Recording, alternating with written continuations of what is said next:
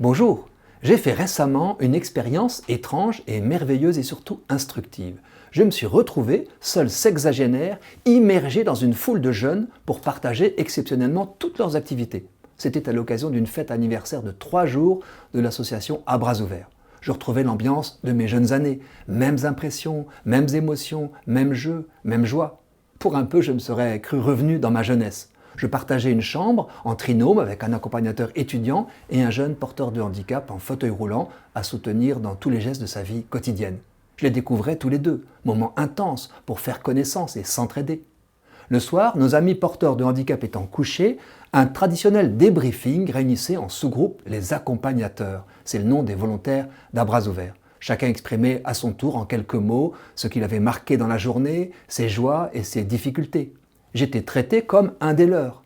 Or, je me suis surpris plusieurs fois à rire sous cape et de bon cœur. Vous voulez savoir pourquoi ? Figurez-vous que je ne comprenais pas une bonne partie de ce que mes jeunes camarades exprimaient. Devant mon regard ahuri, ils se mirent à me traduire les mots et expressions qui leur sont familiers, avec lesquels ils expriment leurs émotions fortes et se comprennent.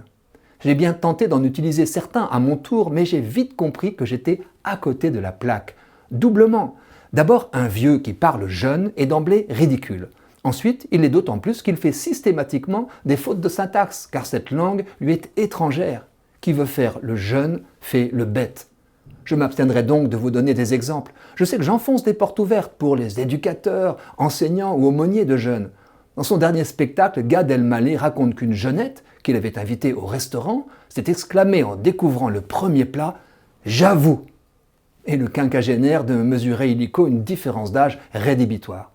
Tout cela confirme encore ce trait qui distingue l'humanité du monde animal. Les générations se suivent sans se ressembler. Les jeunes ont besoin d'avoir leur code. Tout adolescent veut pouvoir se relier à un univers qui échappe à ses parents. Chaque génération est ainsi incitée à rester à sa place. Certes, nous héritons d'une langue, celle que Richelieu a tenté de figer en fondant l'Académie française pour que tout le monde s'entende, mais toute nouvelle génération invente aussi la sienne. Elle le fait de façon spontanée, collective, itérative. Dans quelque temps, il en restera des bribes pour enrichir la langue commune. Des mots y entrent, d'autres en sortent. En réalité, je le vérifie en famille, les jeunes sont bilingues. Ils parlent entre eux, le jeune, d'une façon qu'ils sont les seuls à comprendre, mais dès qu'il y a des vieux, ils sont capables de parler vieux.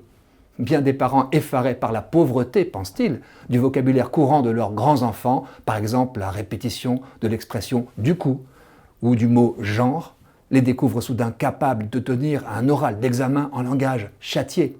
Leur flexibilité est une bonne nouvelle.